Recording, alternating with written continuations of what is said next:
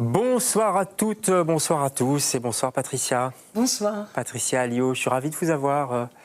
Depuis le temps qu'on me parle de vous, de vos spectacles. Vous êtes à Bruxelles d'ailleurs pour pas mal de choses. Hein. Il y a des films, des spectacles, certains sont déjà passés d'ailleurs. Oui.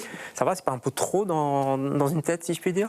C'était beaucoup, ça fait bientôt un mois que je suis à Bruxelles. Ouais. D'abord en résidence au Théâtre Varia au mois de décembre, Voilà. et puis dès le début d'année, ça a été une reprise de création et de diffusion de 2 pièces. Voilà, 2 pièces, 3 spectacles en tout, 2 films, parmi lesquels les spectacles, un dont on va parler à partir de demain au Hall, Dispac, Dispar, j'espère que je prononce bien, Très c'est bien. du breton. C'est organisé par Bruxelles Laïque à travers le Labo Variété, qui est pour l'instant nomade, le Théâtre National, le Varia et donc les Halles. On va en parler, avant ça, 3 petites questions, genre questionnaire de Proust. Si vous êtes prête, vous répondez du tac au tac. Hein. Je suis prête. Allons-y. Si vous étiez un sentiment, Patricia, vous seriez quoi? L'amour. Ah oui, carrément. Oui, parce que c'est l'amour qui meut le ciel et les étoiles. C'est Dante Alighieri.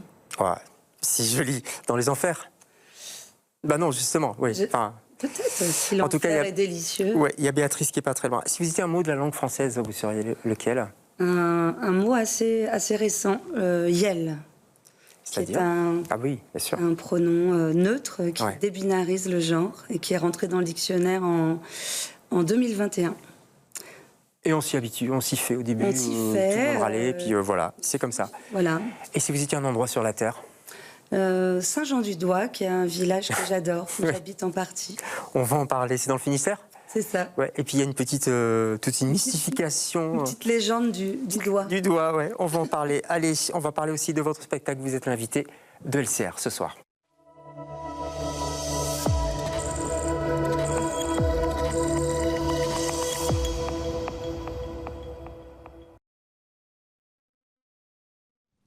Les droits des exilés sont bel et bien garantis par le droit international. Or, les politiques migratoires européennes et nationales fondées sur la fermeture des frontières dressent des barrières devant certaines personnes migrantes qui ne menacent pas seulement leur liberté de circulation, mais entraînent aussi la violation de nombreux droits fondamentaux. Face à la gravité et à l'ampleur des atteintes portées aux droits des personnes, y compris leur droit à la vie, face aux nombreux éléments qui attestent de la responsabilité de l'Union européenne et des États membres, les juridictions chargées de sanctionner ces atteintes se dérobent malheureusement le plus souvent à leur mission. Pourtant, elles disposent des moyens matériels et juridiques nécessaires pour identifier les responsables. Elles renoncent ainsi, par leur immobilisme, à assurer la justiciabilité des droits fondamentaux et garantissent l'impunité de ces institutions. Le principe de non-refoulement tend à assurer la protection de celles qui fuient leur pays, pour quelque motif que ce soit, en interdisant qu'une personne puisse être renvoyée vers un pays où sa vie, où sa liberté pourrait être en danger. À titre d'exemple de la responsabilité des États membres, on dira qu'en France, en zone d'attente, on renvoie les personnes contre leur gré et sous escorte. On parlera du refoulement des exilés vers la Libye par l'Italie. On parlera de l'expulsion par la Belgique vers le Soudan de ses ressortissants, enfermés, torturés à l'arrivée. Ils n'interviennent pas, mais alertent tout de même le quartier général de l'OTAN, à Naples, et envoient un signal de détresse à tous les bateaux présents dans le canal de Sicile, indiquant la situation de détresse et la position du bateau.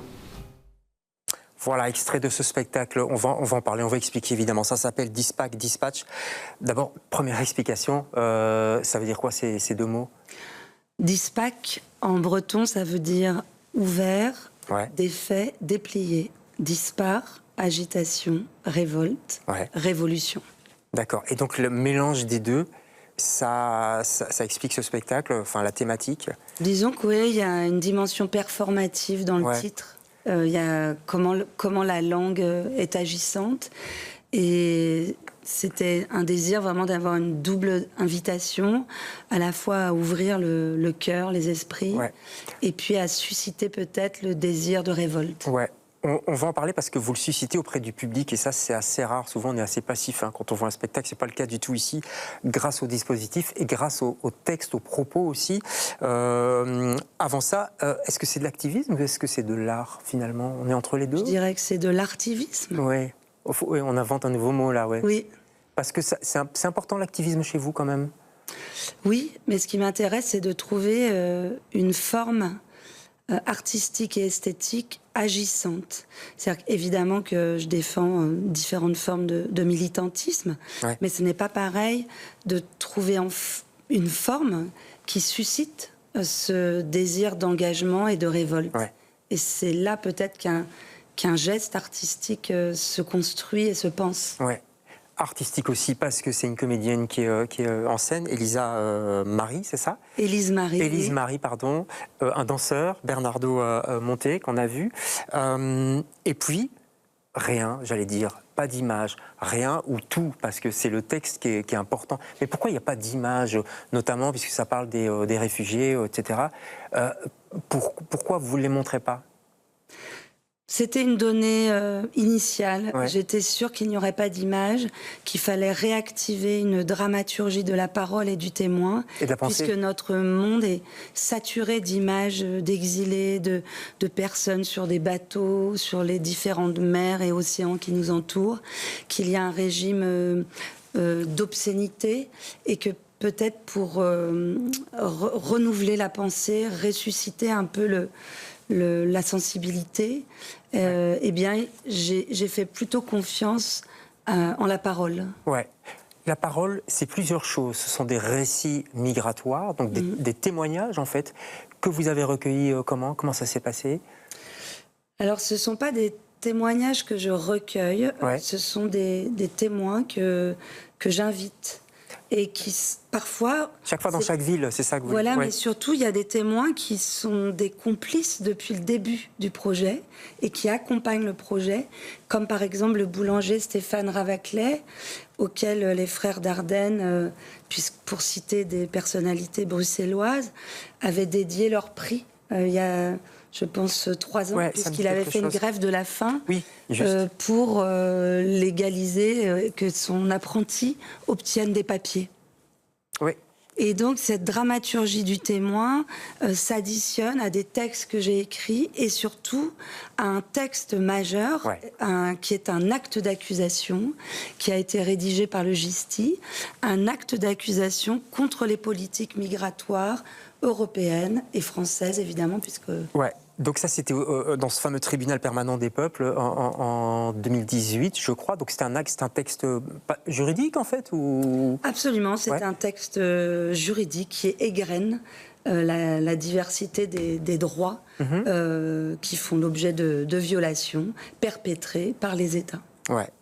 Parce que, fermeture des frontières, c'est tout ça, les droits fondamentaux qui sont bafoués, les droits de l'homme, tout simplement. Tout à fait, et surtout la violation du droit de liberté de circulation et toute la violation des droits qui en découle. Puisque cette liberté de circulation, on finit par avoir une sorte d'impensé dans nos pays occidentaux, c'est devenu le privilège de quelques-unes et quelques-uns. Et c'est vrai vous avez raison, avec les images, c'est devenu extrêmement banal, en fait, obscène, je crois que vous avez raison aussi, et c'est très bien de revenir à l'essentiel. En plus, la mise en scène est très particulière, c'est quoi? C'est frontal, en fait, on est 4... Alors non, c'est pas frontal, c'est immersif, c'est une agora qui a été conçue avec moi, avec le scénographe Mathieu Laurie-Dupuis et la plasticienne Achalik Sagnas. Donc c'est vraiment processuel, performatif, et ça suscite, je pense, la perception, ça inclut. Et l'idée, c'est de créer un espace utopique où vont arriver les bancs d'utopie. Est-ce qu'on peut parler, est-ce que le spectateur, la spectatrice est amené à intervenir ou pas, ou voilà, comment ça se passe? Alors non, c'est pas dans le sens Une agora, c'est ça aussi. C'est pas dans le sens du participatif, c'est-à-dire que ce sont des citoyens et citoyennes qui sont intégrés à l'agora, mais qui participent à l'écriture du spectacle avec une adaptation dans chaque ville ou chaque région en plus. Mais en revanche, ce n'est pas participatif au sens où on peut l'entendre de prime abord. Mais en revanche, je pense que ça crée une sorte de contagion affective. Et mon avis de discussion aussi à la sortie du spectacle. Hein. Discussion vive à la sortie du spectacle. Oui, et la sortie, ça se fera en l'occurrence au Hall de Schaerbeek, puisque c'est là que ça se passe. C'est demain, vendredi et samedi, 3 jours, 3 jours de spectacle. Oui, tout à fait. Il y a du cinéma aussi, parce que vous êtes philosophe, vous êtes poète, vous êtes cinéaste, vous êtes metteuse en scène. J'ai oublié quelque chose, peut-être peintre, peut-être, je sais pas. Autrice. Autrice. Ah oui, bien sûr, j'ai oublié la base. Et vous avez écrit ce film Brûler pour briller, écrit et réalisé. On va regarder un extrait, et puis on en parle juste après. On va retourner à Saint-Jean-de-Doigt. Je ne savais pas que ça existait, ce village. Saint-Jean-du-Doigt, oui. Saint-Jean-du-Doigt. C'est dans le Finistère, regardez.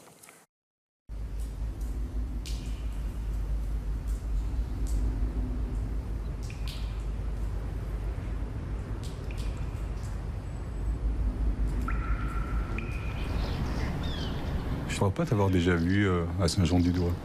Si, je suis déjà venu, il y a 600 ans. C'est la première fois que je reviens. Il y a 600 ans.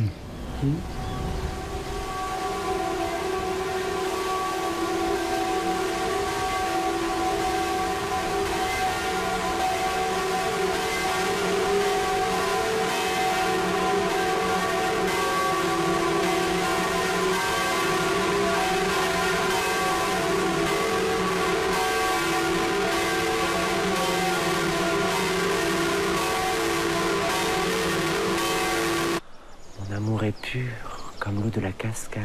Mon amour est pur comme l'eau de la cascade. Mon amour est l'eau de la cascade et la cascade est l'amour. L'amour est l'eau de la cascade et la cascade est l'amour. Et toi, qui es-tu? Je suis chevalière de l'ordre des Cordeliers, fondé par la reine Anne de Bretagne. La reine? Oui, Mais je ne vous connais pas. je n'existais pas quand tu existais. Voilà, extrait de Brûler pour briller. C'est un conte médiéval, en fait, c'est ça? Oui, Quoi que ça n'a pas d'âge. un conte médiéval queer, c'est ce que j'ajoute Queer, ouais. souvent, puisque ça travaille vraiment sur l'identité trouble en lien avec le tableau de Léonard de Vinci et son modèle de Saint-Jean. Ouais. Puisque j'ai mené une enquête autour des mystères de Saint-Jean-du-Doigt et l'origine du nom du village, qui a évidemment un lien avec Saint-Jean-Baptiste et la relique du doigt Ouais. que l'on voit dans le tableau qui est au Louvre. Et le lien, c'est quoi? C'est le doigt qui serait arrivé, Qui serait arrivé dans le Finistère? Qui serait arrivé à Saint-Jean-du-Doigt, qui est dans la salle au trésor de l'église de Saint-Jean, et qui serait arrivé en 1420 D'accord. avec un certain Yves.